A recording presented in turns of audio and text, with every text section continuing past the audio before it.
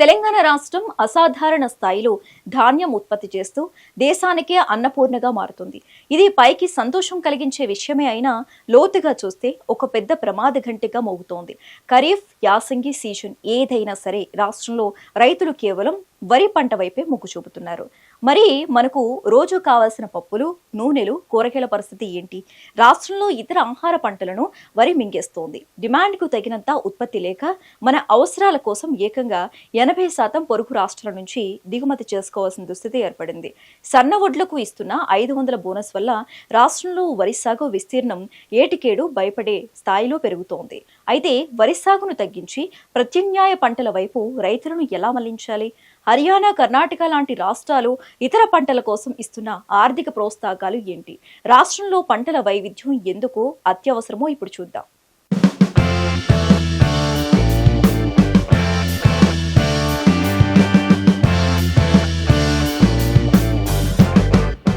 వ్యవసాయంలో ఒకే పంటను పదే పదే పండించడం వల్ల మార్కెట్ సమతుల్యత దెబ్బతింటుంది.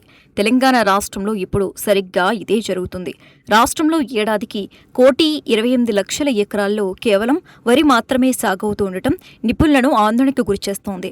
రాష్ట్ర ప్రభుత్వ లెక్కల ప్రకారం పీడీఎస్కు ఏడాదికి 24 లక్షల టన్నులు, ప్రైవేట్ మార్కెట్కు మరో 26 లక్షల టన్నుల బియ్యం సరిపోతాయి.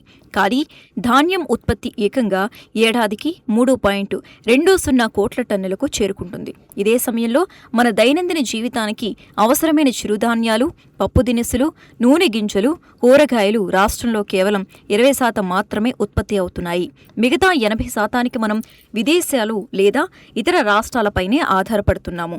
రాష్ట్ర ప్రభుత్వం సన్న వడ్లకు ఎంఎస్పీవై క్వింటాకు 500 బోనస్ ఇస్తూ ఉండటంతో వరి సాగు మరింత పెరిగింది. ప్రత్యామ్నాయ పంటలకు కూడా ఇదే తరహాలో బోనస్ ప్రకటిస్తే స్వయం సమృద్ధి సాధించవచ్చని వ్యవసాయ సంఘాలు కోరుతున్నాయి.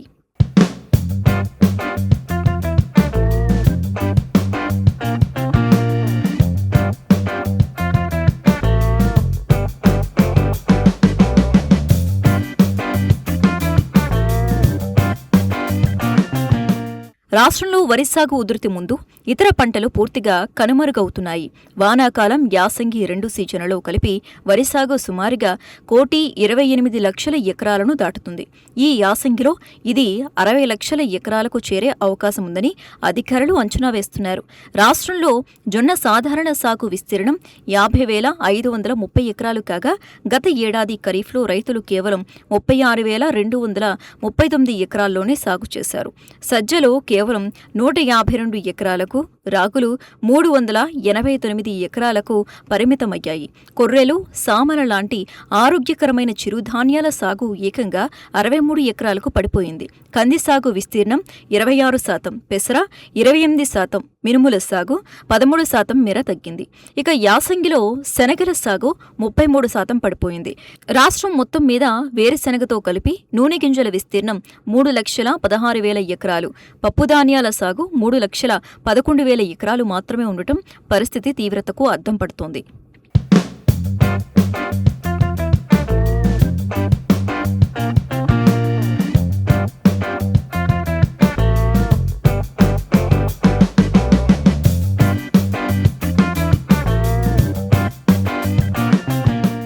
ఒకే రకమైన పంటలపై ఆధారపడటం వల్ల కేవలం మార్కెట్ సమస్యలే కాదు, దేశ వనరులపై కూడా తీవ్రమైన భారం పడుతోంది. దేశంలో మొత్తం సాగు భూముల్లో 38% విస్తీర్ణంలో కేవలం వరి, గోధుమలే సాగు చేస్తున్నారు. దేశంలో వాడే మొత్తం యూరియాలో 56% ఈ 2 పంటలకే వెచ్చిస్తున్నారు.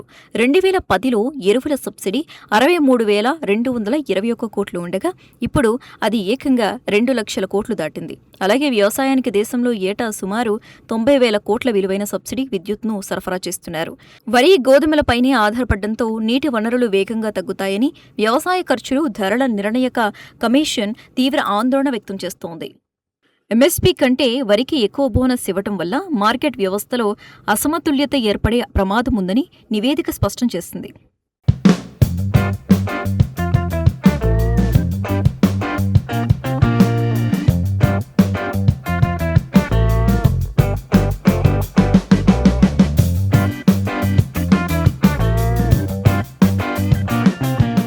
వరికి ప్రత్యామ్నాయంగా ఇతర పంటల వైపు రైతులను మళ్లించాలంటే రాష్ట్ర ప్రభుత్వం ఆర్థిక ప్రోత్సాహకాలు ప్రకటించాల్సిందని రైతు సంఘాలు స్పష్టం చేస్తున్నాయి.